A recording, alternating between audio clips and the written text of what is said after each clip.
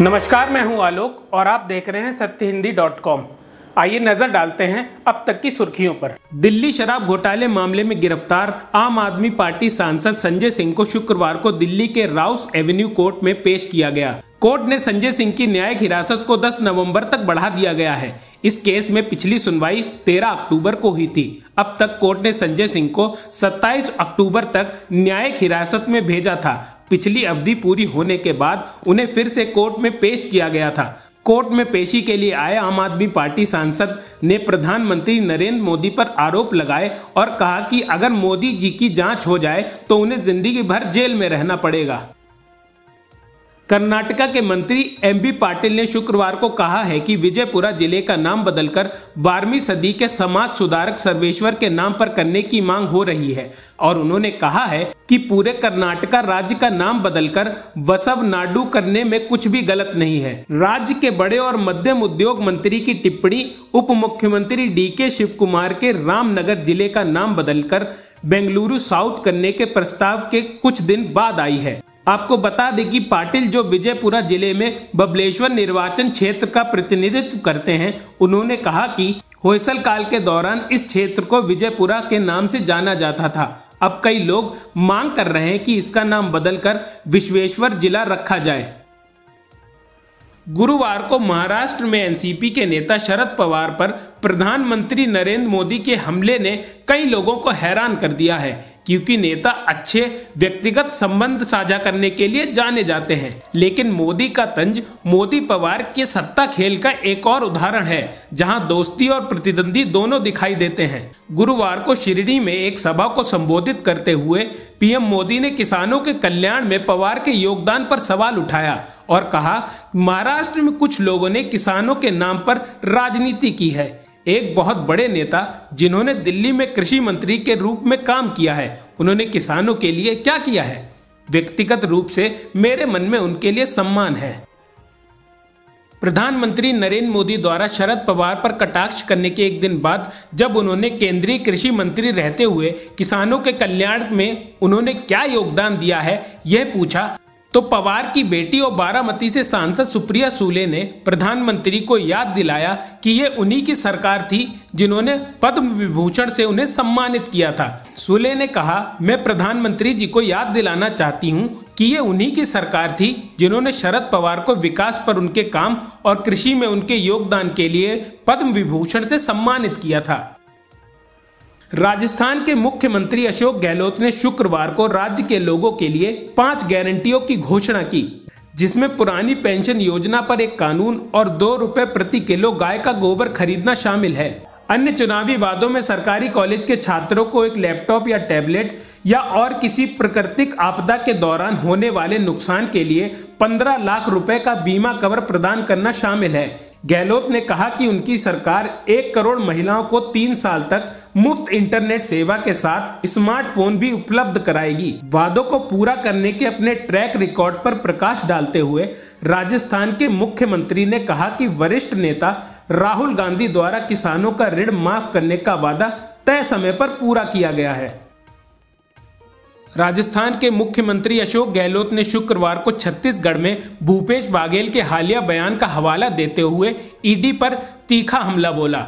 जयपुर में एक संवाददाता सम्मेलन को संबोधित करते हुए गहलोत ने कहा, एक मुख्यमंत्री को कहना पड़ रहा है कि कुत्तों से भी ज्यादा ये ईडी है जो देश में घूम रही है। इससे बड़ा दुर्भाग्य क्या हो सकता है? उन्होंने जो टिप्पणी की होगी, आप समझ सकते हैं कि उनमें बहुत पीड़ा हो सकती है। गहलोत ने कहा, आप एक राजनीतिक हथियार बन गए हैं। मोदी जी, आप समझ नहीं रहे हैं, आपकी उल्टी गिनती शुरू हो चुकी है।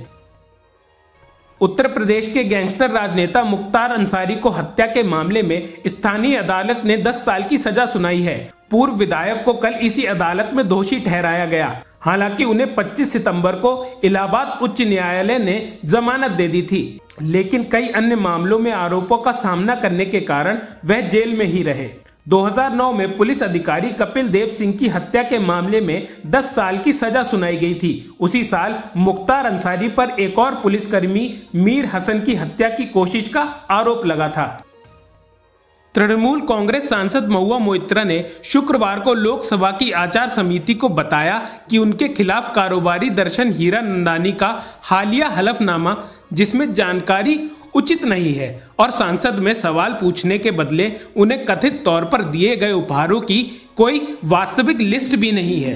उन्होंने पैनल से व्यवसायी को बुलाने और उसे क्रॉस एग्जामिन करने के अपने अधिकार की अनुमति देने का आग्रह किया है। अपने हलफनामे में व्यवसायी ने कहा था कि टीएमसी नेता ने प्रधानमंत्री को बदनाम करने और शर्मिंदा करने के लिए गौतम अडानी को निशाना बनाया था। उन्होंने यह भी दावा किया था कि उन्होंने मोइत्रा को जानकारी दी थी, जिसके आधार पर उन्होंने संसद में अडानी समूह पर हमला किया था। भाजपा सांसद निशिकांत दुबे ने शुक्रवार को कैश फॉर क्वेरी के आरोप को लेकर टीएमसी सांसद महुआ मोइत्रा के खिलाफ अपना लगातार हमला जारी रखा। संसद की आचार समिति को मोइत्रा के रिस्पॉन्स पर प्रतिक्रिया देते हुए, जिसमें उन्होंने व्यावसायिक दर्शन हीरानंदानी के क्रॉस एग्जामिन की मांग की थी, भाजपा सांसद ने कहा है कि नियमों के अनुसार गवाहों को कोर्ट कचहरी से सुरक्षित रखा जाता है। उन्होंने एक्स पर हिंदी में लिखा कि दुबई दीदी ने कुछ लोगों के क्रॉस एग्जामिन के लिए कहा है। लोकसभा के नियमों, विशेषकर कौल चकदर पुस्तक के पृष्ठ 246 के तहत गवाह को अदालती कार्रवाई और उसके शोर शराबे से सुरक्षा मिलनी चाहिए। राष्ट्रीय सुरक्षा और भ्रष्टाचार के प्रश्न पर उत्तर की आवश्यकता है। यहाँ हम लड़ाई के लिए तैयार हैं। असम के मुख्यमंत्री और भाजपा नेता हिमांत बिस्व शर्मा को चुनाव आयोग ने कथित चुनाव आचार संहिता उल्लंघन को लेकर नोटिस भेजा है। चुनाव आयोग ने भाजपा नेता को सोमवार की शाम तक नोटिस का जवाब देने को कहा है। चुनाव आयोग ने चेतावनी दी है, यदि समय सीमा समाप्त होने से पहले जवाब नहीं देते हैं तो यह मान लिया जाएगा कि उनके पास कहने के लिए कुछ नहीं है और उसके बाद दोबारा संपर्क किए बिना उचित कार्रवाई की जाएगी। आपको बता दें कि 18 अक्टूबर को छत्तीसगढ़ के कवर्धा में अपने भाषण के दौरान शर्मा ने कथित तौर पर मोहम्मद अकबर पर विवादित टिप्पणी की थी। ममता बनर्जी त्योहार सीजन के दौरान राजनीति से ब्रेक ले लेती हैं, लेकिन गुरुवार को ईडी द्वारा वरिष्ठ मंत्री ज्योतिप्रिय मल्लिक के आवास पर छापेमारी के बाद नरेंद्र मोदी पर जमकर बरसी। ममता ने गुरुवार दोपहर को कहा कि मैं अब प्रेस को संबोधित कर रही हूं क्योंकि सारी सीमाएं पार हो गई हैं। मुख्यमंत्री ने कहा कि अगर वो हमारे सभी मंत्रियों के घरों पर छापेमारी करते हैं तो राज्य सरकार के पास क्या बचता है। यदि भाजपा सोचती है कि वो ऐसे तरीकों से सभी विपक्षी नेताओं को दबा सकते हैं तो वो केवल गंदा खेल खेल रहे हैं। उन्हें झूठ बोलने का रोग लग गया है। कांग्रेस सांसद शशि थरूर ने कहा है कि कतर अधिकारियों द्वारा नौसेना में शामिल 8 भारतीयों को दी गई मौत की सजा चौंकाने वाली है। जैसा कि थरूर ने विदेश मंत्रालय और पीएम मोदी पर भरोसा जताया कि वे उन्हें वापस लाने के लिए कतर सरकार के उचित स्तर पर बात करेंगे। कांग्रेस सांसद ने कहा है कि पूरे मामले का विवरण रहस्य में डूबा हुआ है। कांग्रेस ने एक बयान में कहा है कि यह उम्मीद है कि भारत सरकार कतर सरकार के साथ अपने राजकीय और राजनीतिक प्रभाव का उपयोग करेगी ताकि यह सुनिश्चित किया जा सके कि अधिकारियों की अपील का पूरा सहारा मिले और उन्हें जल्द से जल्द रिहा करने की कोशिश की जाए। तेलंगाना प्रदेश कांग्रेस कमेटी के प्रवक्ता गौरी सतीश ने कहा है, ये सच है कि केसीआर केवल इसलिए मुख्यमंत्री बन सके क्योंकि कांग्रेस ने तेलंगाना को अलग राज्य का दर्जा दिया था। भारत राष्ट्र समिति के अध्यक्ष और तेलंगाना के मुख्यमंत्री के चंद्रशेखर राव ने गुरुवार को राज्य के लोगों को गलत निर्णय लेने और अतीत की कांग्रेस सरकार को अंधकार युग को वापस लाने के लिए आगाह किया। केसीआर ने एक चुनावी रैली को संबोधित करते हुए कहा है, एक ऐसे व्यक्ति के रूप में आपको सावधान करना मेरी जिम्मेदारी है जिसने तेलंगाना के लिए लड़ाई लड़ी है और इसे प्रगति के पथ पर लाया है। यदि आप चुनाव में हमारी पार्टी को हराते हैं तो हमारे पास खोने या हासिल करने के लिए कुछ नहीं है। हम अगले 5 साल तक खुशी खुशी आराम करेंगे, लेकिन आप भारी नुकसान झेलेंगे। केरल पहला राज्य है जिसने किताबों को अचानक बदलने के कदमों का स्पष्ट रूप से खंडन किया है, खासकर किसी देश का नाम जैसे प्रमुख विषय पर। राज्य के शिक्षा मंत्री वी शिवनकुट्टी ने गुरुवार को मीडिया से कहा, जैसे कि संविधान में कहा गया है, नागरिकों को इंडिया या भारत का उपयोग करने का अधिकार है। वे अब ये कह रहे हैं कि देश के नाम के रूप में केवल भारत का उपयोग किया जाना चाहिए। यह एक सक्रिय राजनीति है। केरल इसे स्वीकार नहीं करता है। उन्होंने कहा, इससे पहले एनसीईआरटी के कुछ हिस्सों को हटा दिया गया था।